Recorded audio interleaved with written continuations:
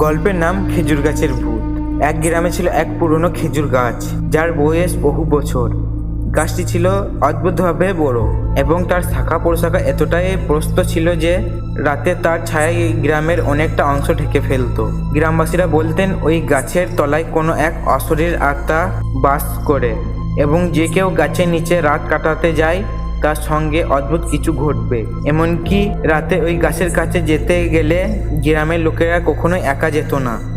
তারা বিশ্বাস করত ওই গাছের অধীনে এক ভয়ঙ্কর ভূত বাস করে, যে কাউকে নিজের কবজায় করে নিতে চায়।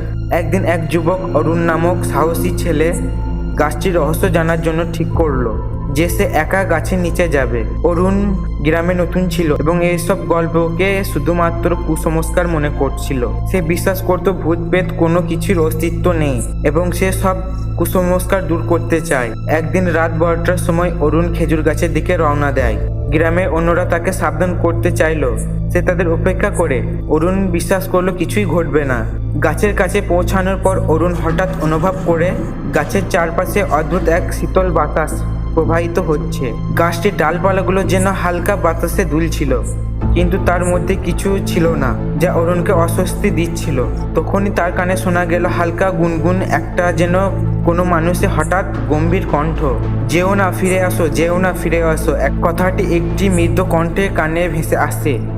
অরুণ অবাক হয়ে পেছনে তাকায়, কিন্তু কিছুই দেখতে পায় না।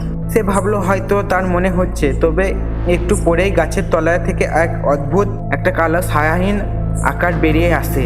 সে বুঝতে পারে এটি আসলে কোনো ভূত বা অশরীর আত্মা। তার সামনে এক রূপহীন চেহারা ধীরে ধীরে অদৃশ্যমান হয়ে যায়। চোখ দুটি ছিল ভয়ঙ্করভাবে শূন্য এবং তার শরীর যেন গাছের শিকড়ের মতো মাটির মধ্যে গেঁথে ছিল। ভূতটি অরুণের দিকে এগিয়ে আসে এবং অরুণকে অনুভব করে তার শরীরে অদৃশ্য হাতের ছাপ। ভূতটি বলল, আমি এই গাছের রক্ষক। বহু বছর আগে আমি এই গাছের তলায় মারা গিয়েছিলাম। যারা এই গাছের শান্তি নষ্ট করবে তাদের আমি শাস্তি দেব। অরুণ বুঝতে পারে ভূতটি আসলে কোনো দুঃখিত ভূত বা আত্মা নয় যে গাছের ওপর অত্যাচার সইতে পারে না। ভূতটি তাকে সতর্ক করে দিয়ে বলল, তুমি যদি ফিরে যাও তাহলে তোমার কোনো ক্ষতি হবে না। অরুণ ভয় পেয়ে ছুটে পালিয়ে যায়, কিন্তু সে কিছুতেই বুঝতে পারে না কিভাবে ভূতটি তাকে এতটা ভয় দেখালো। গ্রামে ফিরে এসে সে সবাইকে বলল তার অভিজ্ঞতার কথা। এরপর থেকে কেউ আর খেজুর গাছের কাছে একা যায় না এবং গাছটির আশেপাশে একটা নীরবতা বজায় থাকে। লোকেরা বিশ্বাস করতে শুরু করে গাছটির নিচে থাকা আত্মা সত্যিকারের রক্ষক এবং কোনো বিপদ থেকে লোকজনকে সতর্কতা করতে প্রস্তুত। অরুণও জীবনের শেষ পর্যন্ত ওই গাছের রহস্যের কথা মনে রেখে যায় এবং বুঝতে পারে কিছু জিনিসের সঙ্গে আমাদের মজা করা উচিত নয়। এভাবে খেজুর গাছের ভূতের গল্পটি গ্রামের লোকের মধ্যে বরাবর শোনা যায় এবং তারা ভীষণভাবে সতর্কতা থাকে।